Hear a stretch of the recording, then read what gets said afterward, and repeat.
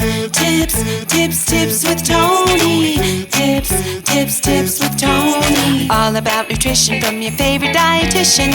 Everything you need to digest in your mind. Tips with Tony. Tips with Tony. Making you healthier one bite at a time. With Tony. Woo. Hello and welcome to the Tips with Tony podcast. I'm Tony Marinucci, your registered dietitian, helping you get healthy one bite at a time. I'm very excited for our very next guest. I have virtually in front of me, Cynthia. She is a registered dietitian and also a SUNY Oneonta graduate. So I just have to say that we both were like the OGs of the master's degree program like over 10 years ago, which is crazy. And she specializes in helping women get their period back. So we are going to talk all about your periods, signs, symptoms, regularity, maybe why you're not getting it, how to get it back, or why it's not regular, and super excited to have her today. So Cynthia, welcome to the podcast. Thank you, Tony. I am so excited to be on here with you. And I know what a small world, both SUNY Oneonta grads doing amazing things for people across the world. So I love it. Very cool. Honestly, I'm not surprised. I do believe Oneonta has a great dietetics program. Absolutely. They really do produce some gems. Like there's so many people that I know that are in the nutrition space, killing it as RDs. And they came from Oneonta. So kudos to Oneonta if anyone's listening. Yes, absolutely. Yeah.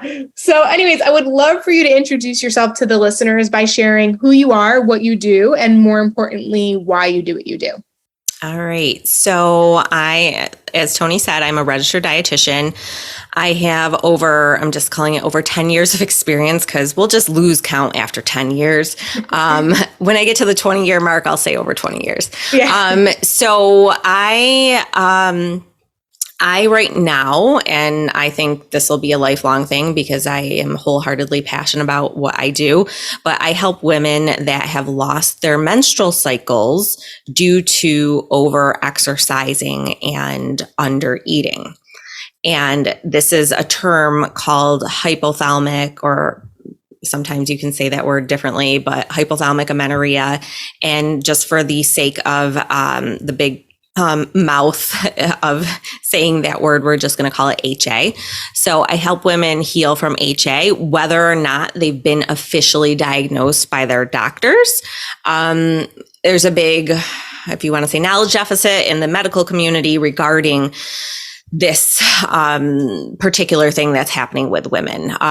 So I'm helping women across the world. And typically, we're working on things like body image. We're working on things like, food fears and all these underlying behaviors, especially the pursuit for being healthy, right? Because that's pretty much all of our pursuit. We want to be healthy. And so this pursuit for health often turns these women unhealthy. So that is the what? Is that the what? Yeah. Yeah. And so the why behind this, well, this is something I struggled with myself, and through my own struggles, and then just the insane amount of knowledge deficit or misinformation or whatever it is out there about missing periods in relation to over exercising and under fueling is just insane. And so it's been over 10 years, but even I remember, Tony, back to my curriculum in medical nutrition therapy, that HA was a, disorder or whatever you want to call it, that was directly from women that had eating disorders, anorexia, or the female athlete triad. So, an athlete. And I'm like, gosh, when I finally was diagnosed with this, I was like, no, I don't fit that bill. Like, I didn't learn that in college. And so, not only did I not learn it, but many medical professionals, which is like the front line of women, like, oh, if my period's missing, what are they doing first? They're going to their doctors. So the why is not only to help these women regain their menstrual cycles and have a, better relationship with body, food, exercise, but it's really to spread awareness on this so that more people can get the help that they need and don't have to struggle trying to figure out why, or seeking fertility treatment because their doctor's like, oh, the only option is a pill or IVF. So that's the why. And was there any other? I think you said why. Who you are, what you do, and why you do what you do. Yeah. So does that sum it up? Or any other? Any fun facts about you to let the listeners know a little bit more about who you are? So I like to say I am a recovered perfectionist. So many RDs, and sure, Tony, you can relate, many RDs and women that actually suffer from HA have this type A perfectionist personality. So I like to say I'm a recovered perfectionist. Do I still have some perfectionist-like tendencies? Of course, but I try to use those to my advantage versus my disadvantage, like controlling my body, etc. So another fun fact about me, I have 2 little boys that are 4 and 6. One I conceived via fertility treatment. The other sort of just happened. I wanted the baby, but it just happened. Didn't think I could conceive that naturally or that quickly. So they're about 2 years apart. And in free time, I like to just have fun and do kid-like things, lots of play. So yeah, I think that's it. And I used to be a cheerleader and a gymnast, and I can still do a back handspring on my trampoline. That's amazing. That's amazing. I love it so much. Okay, there's so many things in there that I want to like kind of go back to and just like address. So I guess we'll work backwards, like from the last thing you said, like being a gymnast. I'm assuming, is that where, I mean, you could correct me if I'm wrong, but I'm assuming that's where a lot of probably like the body image issues or this relationship with exercise probably got taken to the extreme, just because unfortunately, like the dance community, the gymnastics community, I mean, a lot of athletic communities, unfortunately, do drive this idea that the leaner you are, the thinner you are, the more active you are, the better you're going to be. So is that where that a lot of that stuff came from for you? So I personally, as I reflect on this or have reflected on it in the past, I think it started sooner than that for me. And I think it started when I saw my mom. Like, she never projected it on me. She was never like, Cynthia, you should eat this or you should eat that. She let me be the most amazing intuitive eater as a child. If I wanted cake for breakfast, she'd be like, okay, you can have cake for breakfast. So she never projected any of that on me, but I did, as I don't know what age I was, but I saw her counting calories and making sure she was exercising and talking about her weight and stuff like that. So I think that's where it started to become learned behavior for me. Yeah. And then the gymnastic world, yes. Oh, I maybe didn't look like the other ones. My stomach wasn't as flat. And I remember as a kid, I had a very best friend that had like abs and like, why don't I look like that? But I am 100% like, there's so much pressure to look a certain way in these sports. And so started there. And I want to say it really took off senior year of high school, where I had to fit into my senior ball gown, and I did lose some weight. And then and I was never in a larger body by any means, but I didn't fit that ideal image of this, toned fit, girl that does cheerleading and gymnastics. So I was always striving for that. And when I finally went on my first diet, I got a lot of compliments, and I was like, oh, okay, this is like, all right, I'm getting some attention here, and all right, well, this must be good. And not to mention, our whole world portrays like, eat less, move more, be thin, because that's quote unquote health. And then flash forward, we'll just say, I went to school to become a dietitian, and I always had a love for nutrition, but secretly I wanted to be more controlling with what I was eating and help people lose weight and get healthy. So I practice I call myself now a non-diet dietitian, but as a regular dietitian, dieting dietitian. So then when I graduated, I got engaged, and then wedding season was upon us, and that took me to the next level. all while this was occurring, since a teen, I was on birth control pills. I had some painful like cysts back when I was younger. I got my period late in life, probably because I was very active. And so I was like, oh, well, maybe it's time to come off the pill, make sure everything's working right, because eventually I want to have babies. And so I came off the pill. Nothing, no period. Doctors are like, oh, you're fine. And I'm like, okay, because I trusted that my doctor was telling me that I actually was really fine. And so then I got married. I went back on the pill because I was afraid to have my period for my wedding, of course, but I wasn't going to get it anyway. I just didn't know that at the time. And so then I got married. I came back off the pill, still no period. And then that started my almost 5-year pursuit to figure out what the heck was going on with me. Right. Oh my God. There's so many things I want to talk about. I'm trying to stay focused, Tony, stay focused, because I want to go back I just need to go back for a minute.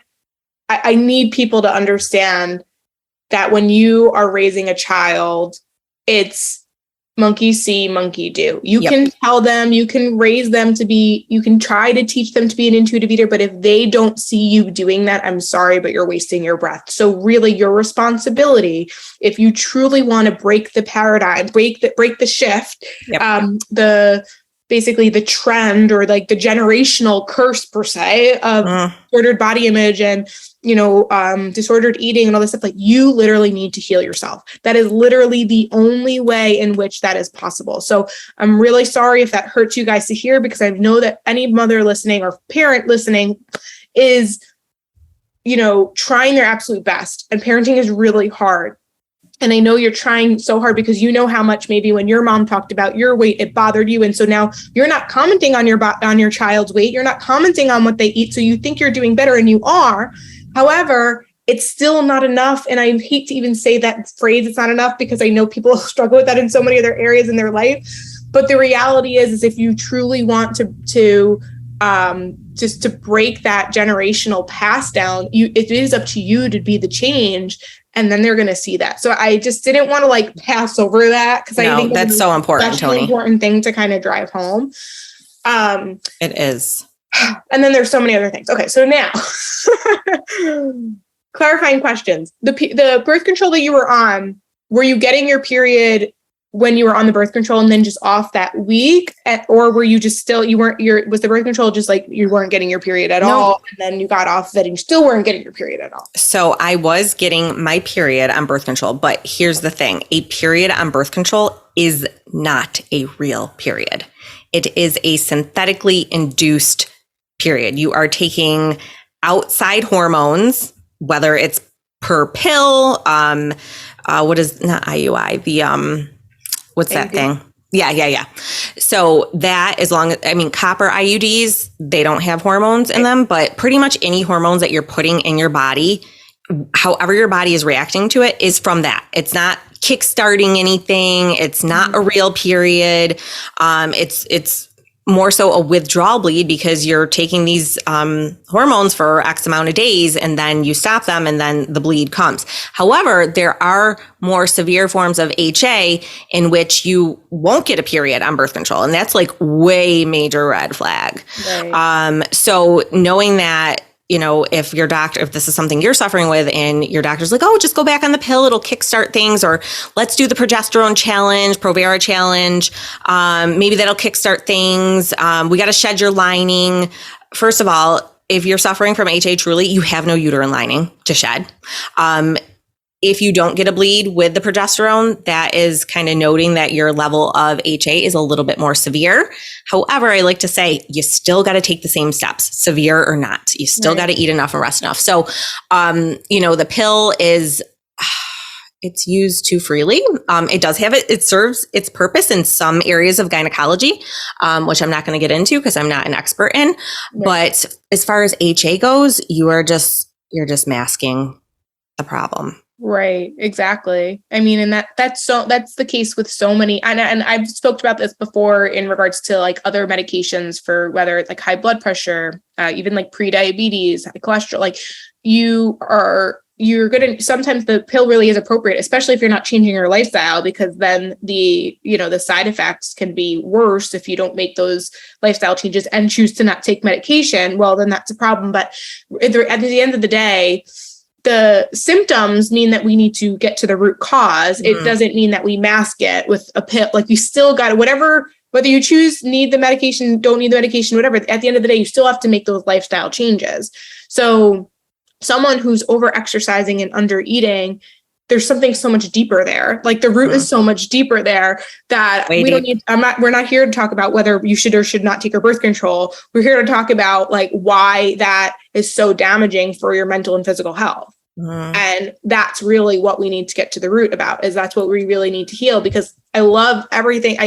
I'm sad for you, but I understand it, because I went through that. So many people go through it, in the sense of like what you were saying about it. It wasn't just like one instance that made you, have this disordered relationship with exercise and food. It was like a series of multiple things, and living in today's world and today's society, that it just kept building and building and very building layered. and building. And there was no intervention until very late, like much later on. And I do want to say, Tony, just a couple tidbits about the pill. Again, no medical advice from me, but the only way, if you feel like, even if you don't feel like you're an overexerciser and undereater, because I'll tell you what, when I was in the depths of HA, I was like, I'm not losing any weight. I'm a normal weight. I'm fine. Like, I'm eating enough, because if I wasn't, I'd be losing weight. So, you may not even realize that you're not eating enough and not resting enough. And when you're on the pill, you will have no way of knowing if you have menstrual irregularities unless you completely lose it on the pill, unless you come off of the pill. And I'm not saying to do that or not, but just throwing that out there.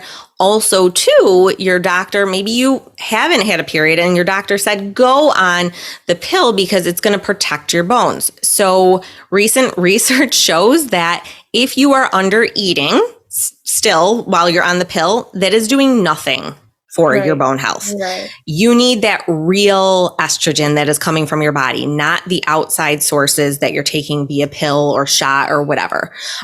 So that's important to note too, because most doctors will say, because they even said it to me, you're not getting your pill. Well, we better put you on the pill because it's got to protect your bones. It is not protecting your bones unless you are adequately fueling. And still, even then, if you were adequately fueling, you would have a regular period. So yeah, right. Exactly. Oh, okay. So many other questions. Okay. Where do I want to go next? Curious. And I'm sorry that this is like questions about you and your journey, but I do find it helps people, especially to absolutely up at like, people look up to registered dietitians and things that like, we don't struggle. We don't have bodies too. Yeah. We don't have, but you mentioned your first pregnancy was through fertility treatments. And then the second one was more natural. Was that because you were still recovering, or do you think it was the damage left over, like from the years of undereating, overexercising? Like, yes, great question. There's a little bit to unpack, so I'll try to merge it into not too much content. So when I finally was like, okay, this is a problem, like, where's my period? And doctors were like, go on the pill, or, if you want to get pregnant, seek fertility treatment. I'm like, no, tell me why. Like, why is my period missing? Why? At the time, there was no information sources out there. Anything that I looked up about missing period was related to anorexia or related to a female athlete triad, which I fit none of the bills. So I kept searching and searching. So finally, I was diagnosed with polycystic ovarian syndrome. I was like, okay, cool. Like, I finally got a freaking diagnosis. Awesome. But that PCOS diagnosis drove me deeper into HA.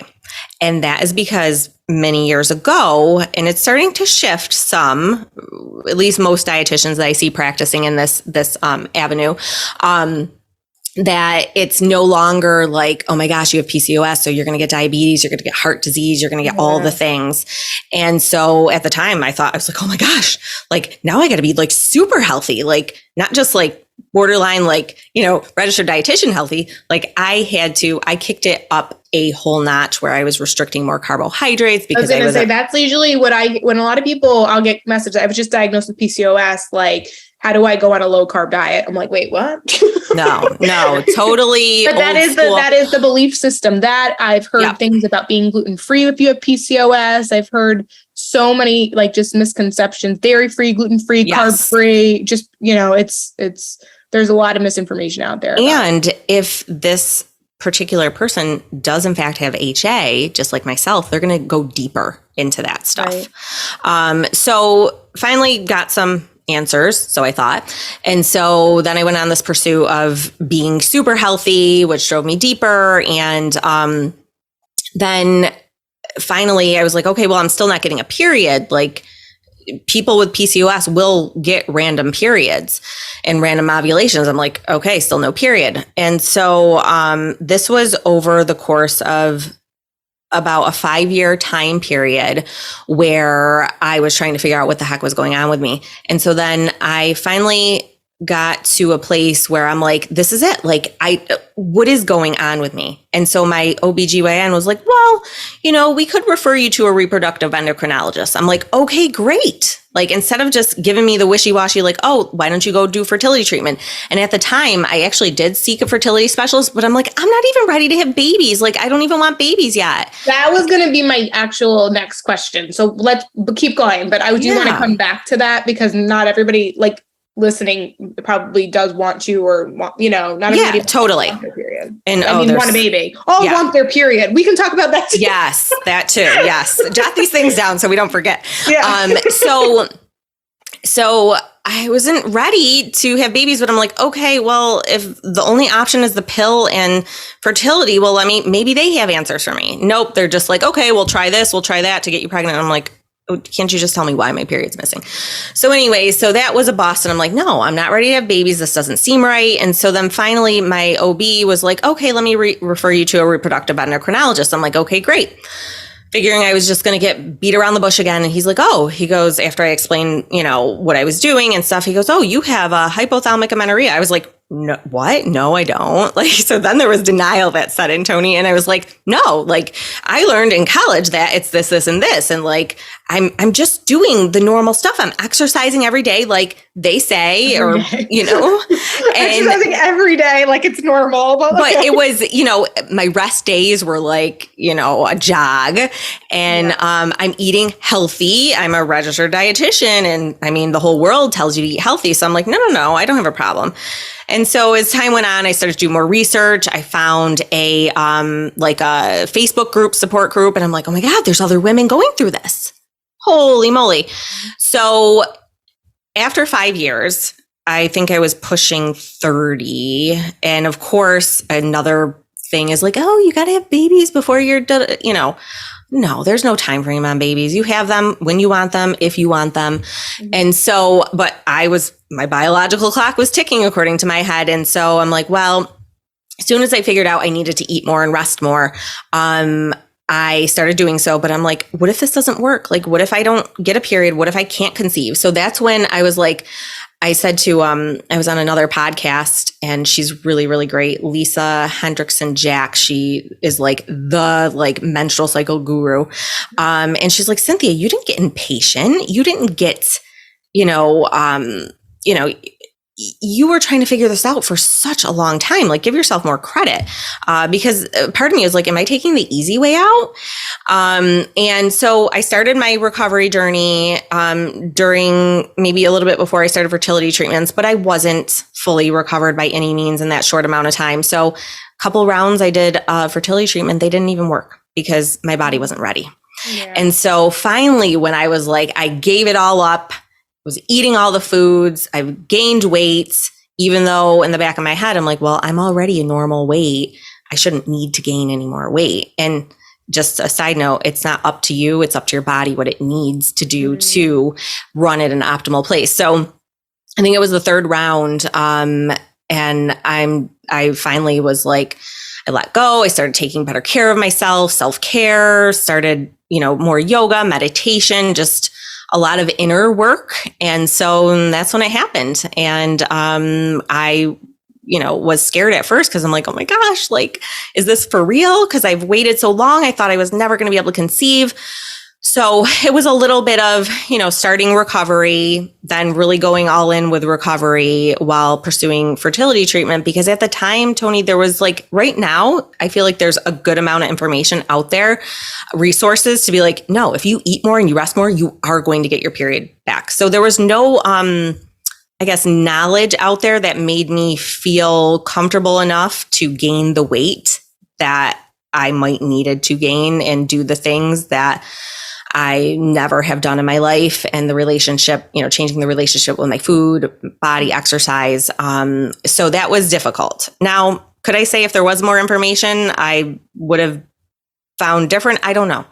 But, what do they say? Hindsight is 2020. So yeah, so that's how I did conceive my first child. And then my second one, I was like, oh my gosh, is my period going to come back? So I was breastfeeding, and a year mark came up and I was still breastfeeding and I hadn't gotten my period back yet. And I'm like, oh my gosh, should I stop breastfeeding? And I really, enjoyed it as a mom.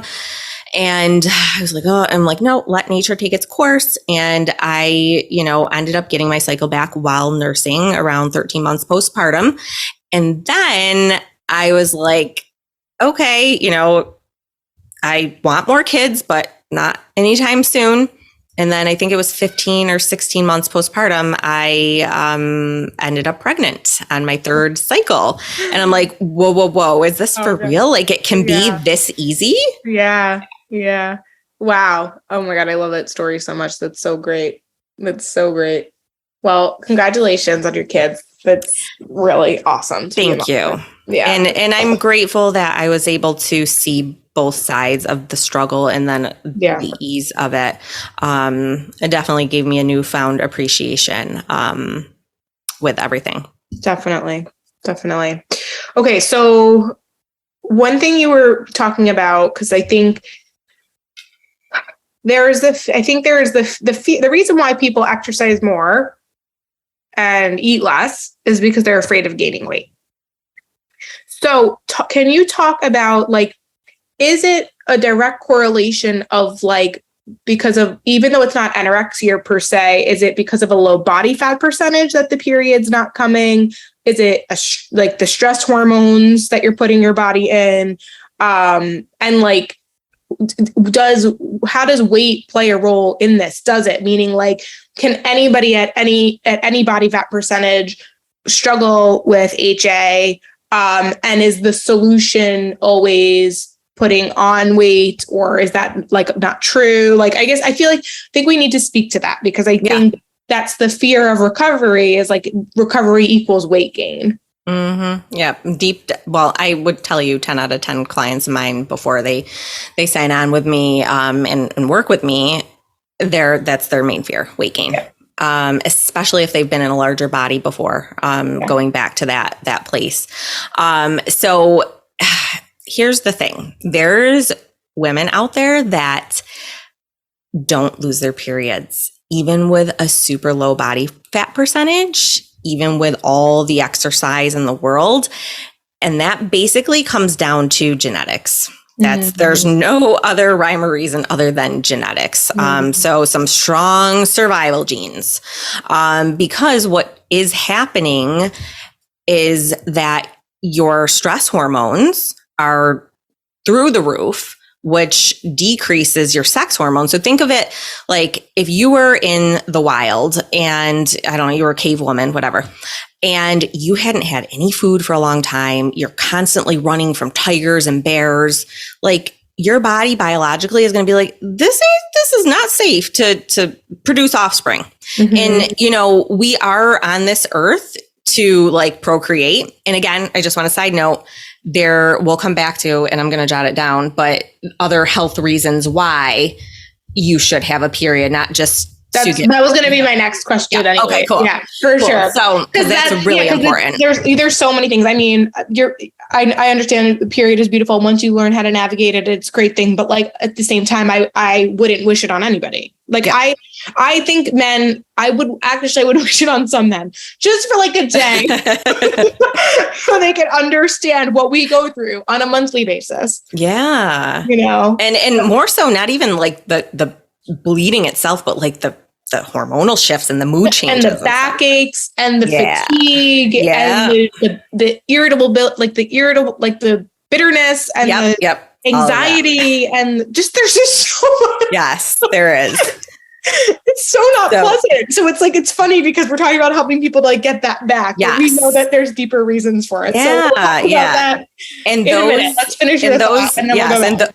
And those that don't have cycles, they're going to be eventually appreciative of like the pain and the cramps and the stuff like that. I know each month, even though I'm, in pain sometimes, not horrible. I'm like, oh, this is good. I like this. I'm menstruating. I've got a cycle. So anyway, so back working in the way it needs to be. This is good. So back to the weight thing. So pretty much what is happening, regardless if you're at a quote unquote normal weight, normal BMI, overweight BMI, underweight BMI, the weight is a very small piece of the puzzle, the smallest piece of the puzzle. And so what is really happening is that your period and your ovulation is missing due to your your sex hormones being pretty much non-existent. And your stress hormones are way, way up. And the stress hormones are our body's way of protecting us in times of famine and times of danger.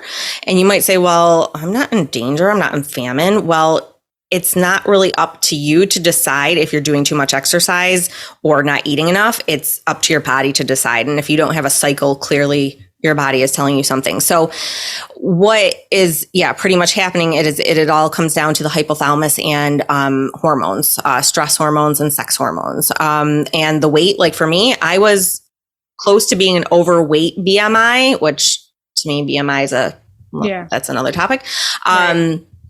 And I'm like, no, this can't be like I'm a normal BMI because it's thrown in our head. Like if you're a normal weight or, close to getting overweight, like you're, in an okay place, but it can happen at any BMI because it all comes down to your body's, survival mechanisms and safety mechanisms that are literally keeping you safe because we don't want to make any offspring if the environment around us is not conducive to supporting offspring. Right. So, exactly.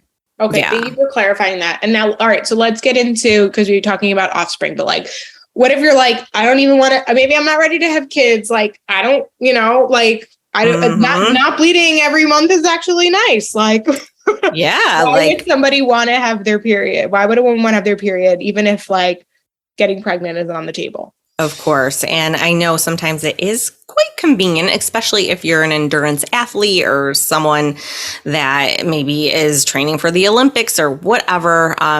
Could it be convenient? Yes, but you have no idea what a disservice you're doing to your body's health.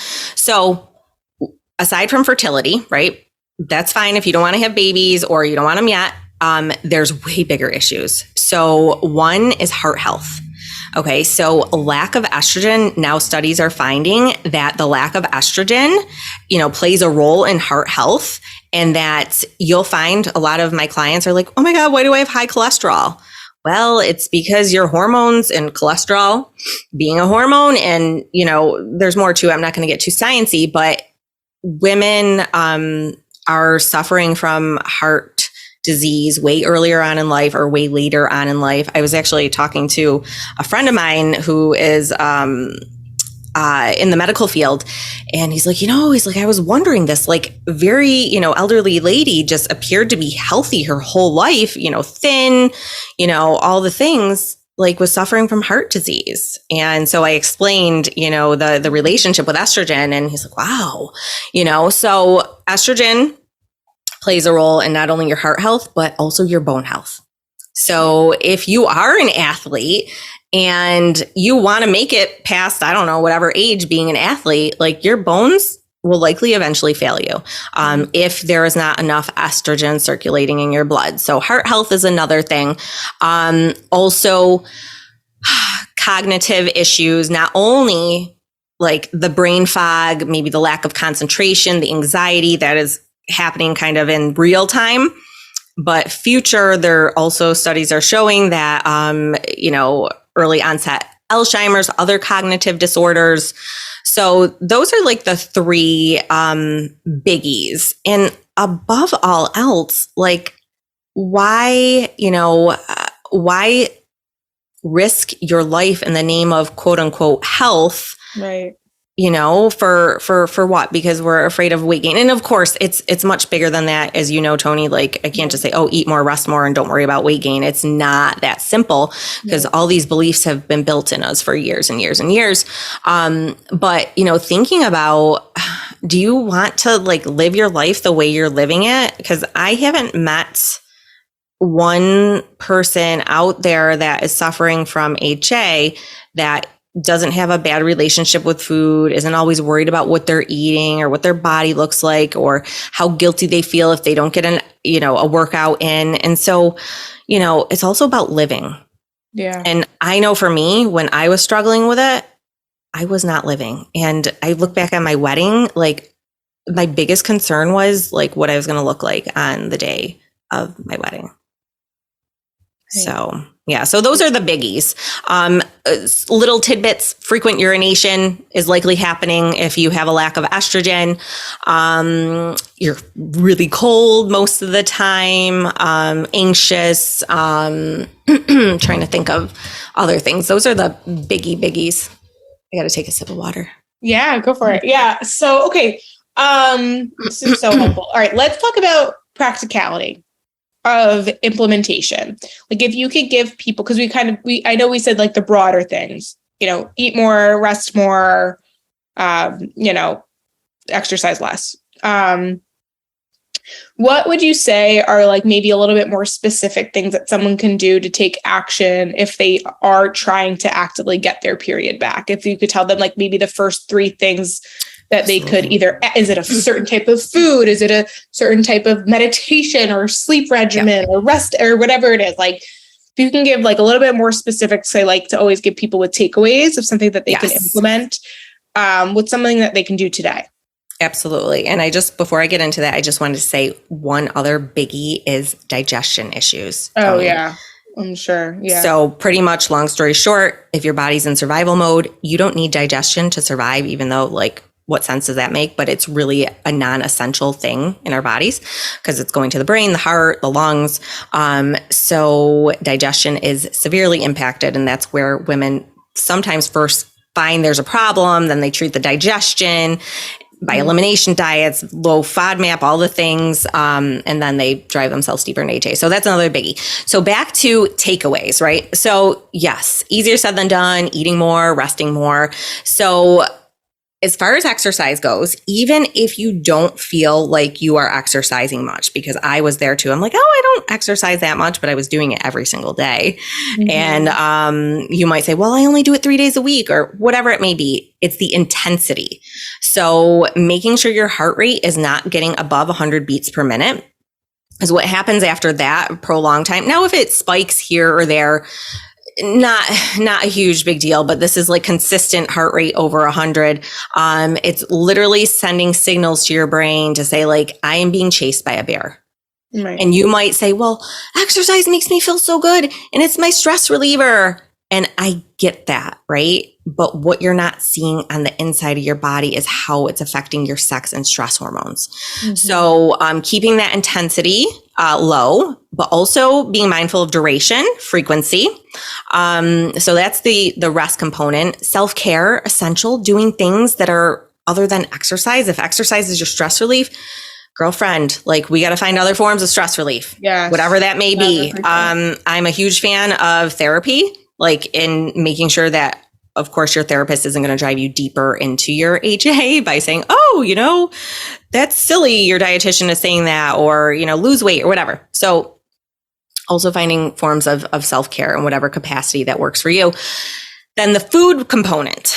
So consistent eating throughout the day, not saving your calories for the end of the day, breaking food rules, food fears, and really focusing on your carbohydrate intake and your fat intake versus protein above all else. Because that was another thing for me. And I don't know where I learned it or whatever, protein and vegetables. Like you can go a day without eating any vegetables. I promise you will be okay.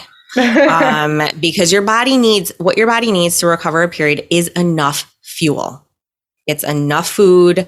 And vegetables are lower in fuel than other forms of food like carbs and fats. So carbs and fats, eating consistently throughout the day and having fun with your food, eating satisfying foods and, doing the things your partner wants to go, out for happy hour and appetizers.